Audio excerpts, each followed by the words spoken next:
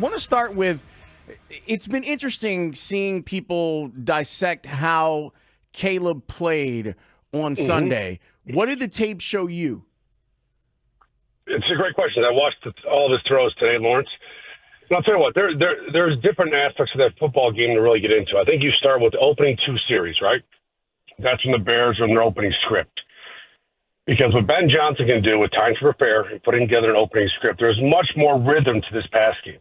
And we all saw it. The boot plays, the play action, hitting the back foot, throwing on time, throwing with rhythm, moving the pocket to get into the edges, where he's really good throwing the move.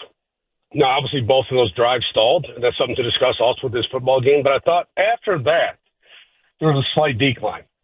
I think the rhythm was lost a little bit, and I think the offense can go cold at times. We've seen that this season. Once you get out of that opening script, so I think the thing for this offense in terms of improving as we move forward is to find that sense of rhythm. When tendencies start to change, when defenses start to give you different looks you haven't prepared for that aren't a part of the opening script, and that's where you can take that next step. Now, there were some throws in that football game he's going to want back. There's no question about it. The interception late in the game, that's a situation. We just call it an NCAA route, Lawrence. So it's a tight end in the shallow drag. The backside receiver runs a deep end breaker. The front side receiver runs the post. It's been around forever and ever, that route. You can get to it out of different formations and movements. We all know that. But in that situation, you have a corner, Nate Wiggins, who's, a good man coverage corner who's doing what he's coached to do. Sit in a low hip, be in position to undercut the throw. You just can't make that throw. Because I'll tell you what, you take the check down underneath. Throw it to the running back, get 5 yards. Now you got 3rd and 5, 3rd and 6 at worst.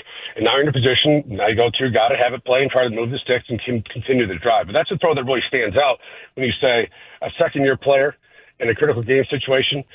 You have to think better. You have to make smarter decisions, and you can't rely so much on your arm talent. As much arm talent as he has, I think there's still times when Caleb gets in trouble thinking he can make every throw. And sometimes that is the wrong decision, like we saw on Sunday. Yeah, there's a lot there, Matt. I want to go back to the first 15 a little bit later on in the conversation maybe, but you just got to the key thing that Matt Forte talked about with us just an hour ago. He wants to see Caleb get comfortable with the mundanity. I always struggle with how to pronounce that. but just doing the mundane stuff. And yeah, thank you, Lawrence. Lawrence giving me the double thumbs up. But just doing that stuff and letting the drive be what it needs to be. And so you mentioned the interception as one example of that. Are there other examples of that? And is that just, youth or immaturity, relative immaturity for a young quarterback? I wouldn't say the word immaturity, Speaks. What I would say is a poor decision in a critical moment. And as a leader of the football team or the quarterback position, you have to know in that situation, it's not worth the risk. It's not 3rd and 17, okay? It's a second down situation where you take the check down and you move on to the next play. And just to be more precise in your thinking in those situations. And to Forte's point, take the layups that are there. You have to hit the layups throughout a football game. How many big-time throws, Speaks, do you really need to make a game? 3 to 4? The rest of the time it's managing the offense, playing the position in a manner that puts you in a spot to take the throws that are available, hit the layups, and continue drives. So I think that's a very teachable moment for Caleb, very teachable moment for this football team. And you asked about the rest of the game. There's a couple throws. There's an in breaker to Roma Dunze that he missed, that he sailed the ball on. I mean, there's other aspects of that football game you can really look at and say that throw needs to be better, his footwork needs to be cleaner, his arm angle needs to be better. Those are all coachable things, though. The reason I hit on the interception, because it is such a big part of that football game, and a game they did not play well. Let's just be honest. You can't score one offensive touchdown on Sundays and win. That's a lot to ask, especially when your defense is not taking the ball away at the same rate it did in previous weeks. Matt, so about the first 15 then, and the fact that rhythm is not there later, and you're 100% right about how gorgeous the first 15 are. Right. It's like the bootlegs left, bootlegs right, and subtly moving the pocket, all the rhythm. Mm-hmm. How much of that is on Ben? Are we giving Caleb too much crap for that? How much of it is on the head coach and the offensive schemer? Well, I think the offensive coach has to adapt. That's part of it, sure. It's always a two-way street with quarterback and play caller. I've always believed that, and I'll believe that moving forward. But as you saw, Speak, to your point, the boot concepts later in the game that weren't there. They were closing the edges. There was something that they were seeing from a defensive perspective where they weren't chasing on boot and run action away. That the edge players were staying home and Caleb would boot out, and there wasn't time to set his feet. And there was a throw to Loveland in the red zone that I think would have been a touchdown, but Caleb didn't have time to set his feet because he had a defender in his face. So they adjusted. So that tells you from an offensive perspective, what can we do differently? They're closing the edges on boot. We can't go to it as much, right? We need to go more to a drop-back passing game. We need to do things with run action away and screen the opposite way to take advantage of them. There's things you can do from a play calling perspective, but to answer your question, yes, you have to adjust. That's on the entire offense, including the coaches. Matt, why was Tyler Huntley so effective, and what did Baltimore do to kind of negate the strides forward that the Bears defense have been taking? Right. Well, I don't think he put the ball in I don't think he made a lot of contested throws. In terms of that, not putting the ball in a situation where you're playing against a defense. You have to know this as a quarterback going in. You're playing against a defense that was taking the ball away consistently for weeks. You have to be very smart with your decision making. You have to take a lot of underneath throws. You don't need to be risky when you don't have to. Just manage the offense. I thought he did an excellent job of doing that. They didn't have a bunch of big plays down the field. It was more taking the throws that were there, moving the sticks. And look, the Bears played well in the run defense. Derrick Henry did not have a monster game in terms of what we've seen from him in the past. They did some really good things on defense, but, give credit to Baltimore, what they did game planning, knowing they weren't going to have Lamar. That's the thing I go back to this football game. These games are so hard to win. You guys know I always say that. So when you get in a situation, I know it's on the road, it's tough, but playing against the Ravens without Lamar, it's a game you got to get. You got to get it. Matt Bowen here with us with Spiegel and Holmes. I heard a stat this morning on Mully and Haugh that this is the most Dennis Allen blitzed in this game. So like 42% or something like that? Something like that, 42%. Mm-hmm. It didn't register like that. And I don't know, is that because Tyler Huntley got away? Bears didn't get there? I mean, it just didn't register like that on the watch or even the rewatch. They didn't affect the quarterback. So what happened, I wonder? I think it's all of the above, Space. There's times he found his reason, got the ball out quickly. There's times that he used his mobility to make plays with his legs outside of structure. And there are times when you're not winning. We talked about this earlier in the season. When you call a pressure, whether it's 5 or 6 man pressure, you still have to win. There's only so many times in a season where it's just rush lanes just magically open, right? And we see them. That's sometimes we hit that, but most of the time it's winning a one-on-one. And I don't think the Bears did enough of that from a blitz perspective on Sunday. Joe Flacco is day-to-day, and he's the next quarterback that the Bears are going to see if he's healthy. He has done a job there in Cincinnati.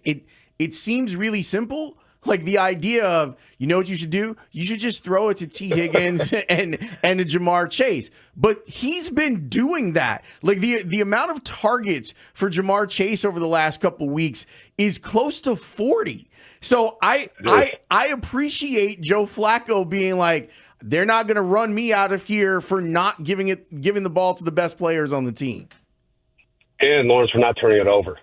That's the number one thing. When you come into a situation like Flacco has, and you're not giving the football away, because we have seen Flacco in the past at his various stops where he has one of those games where he's going to turn over 2 to 3 times. Obviously, it's a short sample size in Cincinnati, but he hasn't turned the football over, and he's giving Chase an opportunity to make plays. And look, right now, Jamar Chase is winning his matchups too. I go back 2 weeks ago against that Pittsburgh secondary. It didn't matter who they put on him. Ramsey, it didn't matter. He was winning the matchups and getting open. Flacco was throwing on time and allowing his wide receiver an opportunity to make plays. So if you're one of the Bears defensive backs, obviously you know where the football is going, but also if you have coverage, the ball's still coming, right? You're going to have to make plays. Flacco's going to force you to make a play on defense. And one thing I will say, going back to when Dennis Allen was in New Orleans, when he played a high-profile receiver, a lot of times they played 2-man. So to break this down very quickly, 2-man is 2 deep safeties over the top, and everyone underneath is playing man coverage, right? Usually inside alignment because you have the safety help over the top. I would not be surprised to see that from the Bears this Sunday, where you have a corner underneath challenging Jamar at the line of scrimmage, and you have a safety waiting over the top. What that allows you to do, guys, now with the field side safety away from Jamar Chase, is to roll him down And you can really get a double bracket because you can roll him down and wait for T. Higgins. And it makes sense to do because Flacco can't move. If you have a quarterback Right. that's mobile and he sees the backs of guys' jerseys and goes, oh, you know what? I can take off and get you some extra yards in a couple of different situations. Right, and you want Flacco to run the ball. You do from a defense perspective. You say if that's what you're going to take to beat us, is Joe Flacco getting outside of structure and running, we'll live with that, right? But we don't expect that to happen, to your point. So let's go after him.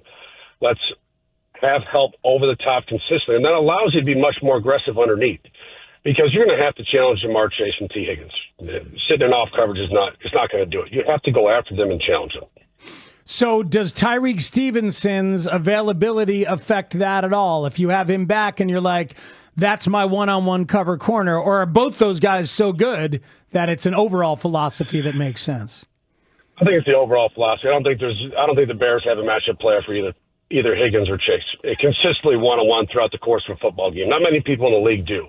So I think you will see more safety help at times, Speaks, because you're going to have to do that just to limit the explosive plays over the top. You can live with slant routes and crossers, catch and tackle, which is easier said than done against Jamar Chase. We understand that. But you will live with those throws than giving up the vertical balls. Man, I would have been so excited to see imagine a healthy Jalen Johnson and a healthy Tyreek Stevenson and a healthy Kyler Gordon against this group. And if it had been Joe Burrow, obviously, the whole thing, like as you looked at it on paper, you're like, oh boy, that'll be fun because the Bears secondary. And without Terrell Smith, in addition to the three guys we just mentioned, my goodness, what'd you think of what the plan ended up being, which was Kyler on the outside and then Nate McLeod on the outside, and then McLeod to the nickel and Jalen Jones to the outside when they went with 5. I don't think it's a bad plan because, Speak, this is a pretty typical of what happens during a pro football season, especially when you have injuries, is that you have to get creative with your personnel. You have to get creative with your play calling. We're seeing it across the league right now with teams that are experiencing major injury issues, especially in the secondary. You have to adapt. And sometimes you get to a point where you can only do so much, and it comes down to the guys that are going in and saying, we have to roll with these guys. I'll remember this for the rest of my life. I don't know if I ever told you this story, but we played out in New England in 2002 when I was with the Packers, and we had injuries everywhere. We were signing guys on Tuesday that started in the game on Sunday, signing them off the street. And went to play Tom Brady and the Patriots. And we played one of our best football games of the year. And I think at times we just got lucky. But I always remember when Belichick and Charlie Weiss during pregame warm-ups, they walked over and watched us warm up. They must have been saying, who are these guys, right?